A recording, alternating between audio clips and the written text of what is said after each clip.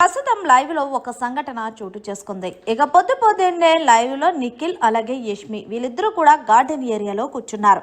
ఈ కిందలో భాగంగా యష్మి అంటుంది, నిఖిల్ నాతో మాట్లాడొచ్చు కదరా అంటే, మాట్లాడటానికి ఏమీ లేవమ్మా అన్నీ అయిపోయినాయి అంటూ నిఖిల్ అయితే చాలా సీరియస్ గా చెప్పాడు. ఇక యష్మి మాట్లాడుతూ, అరే నిఖిల్, నేను తెలుసో తెలియకో తప్పు చేశాను, క్షమించు. కావాలనైతే నేనేం చెయ్యలేదు కదా, అందులోనూ నిన్నేమన్నా బ్యాట్ చేయాలని నేనేమన్నా కంకణం కట్టుకొని ఉన్నానా ఏంటి? లేదు కదా.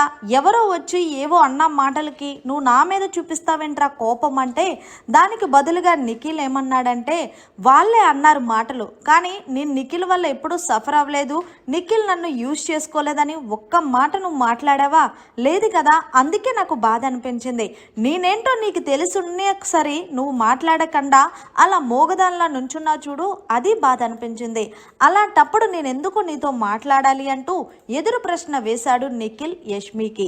ఇక యష్మి అంటుంది, అరే అదే కదా చెప్తున్నాను, అందుకే ఏదో తెలుసో తెలియకో తప్పయ్యింది, నన్ను క్షమించు.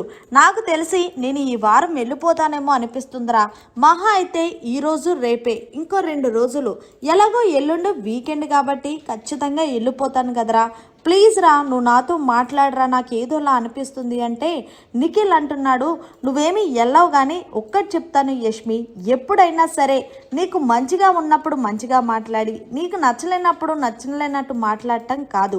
ఎప్పుడైనా అవతల మనుషులను నువ్వు గమనించినప్పుడు వాళ్ళు ఎలా ఉన్నారు, వాళ్ళ క్యారెక్టర్ పరంగా నీతో ఎలా ఉన్నారనేది ఏ సిచ్యువేషన్లో అయినా సరే నువ్వు చెప్పగలగాలి తప్ప, నీకు నచ్చకపోవడంతో అవన్నీ మర్చిపోయి వాళ్ళని నెగిటివ్గా మాట్లాడడం కరెక్ట్ కాదు అంటూ నిఖిల్ చెప్పుకొస్తే, ఇక యష్మి ఇంతకీ అంతకీ మాట్లాడకపోవడంతో నిఖిల్ ఆఖరికి నీ కాలు పెట్టుకుంటాను నిఖిల్, నాతో మాట్లాడు అంటే, సరే నేను మాట్లాడడం అంటే క్యాజువల్గా మాట్లాడతాను తప్ప ముందున్నంత క్లోజ్నెస్ అయితే రాదు. ఎందుకంటే నాకు ఒక్కసారి నా మనసు విరిగిందా అది అతుక్కోవడం చాలా కష్టం యష్మి అంటూ నిఖిల్ అక్కడి నుంచి వెళ్ళిపోయాడు.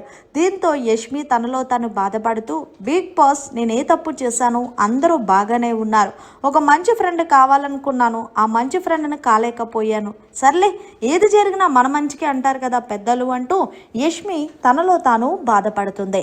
నిఖిల్కి ఎందుకు యష్మి మీద కోపం వచ్చిందంటే, ఆ రోజు సీత ఒక స్టేట్మెంట్ పాస్ చేసేటప్పుడు అసలు యష్మి ఏమీ తెలియనట్టు మాట్లాడలేదు, అందుకే నిఖిల్కి కోపం వచ్చింది. మరి నిఖిల్ యష్మి విషయంలో కోపపడ్డదానికి అర్థం ఉందా లేదా అనేది కామెంట్ సెక్షన్లో తెలియజేయండి. మరిన్ని లేటెస్ట్ లైవ్ అప్డేట్స్ కోసం చూస్తూనే ఉండండి అవచ్చా.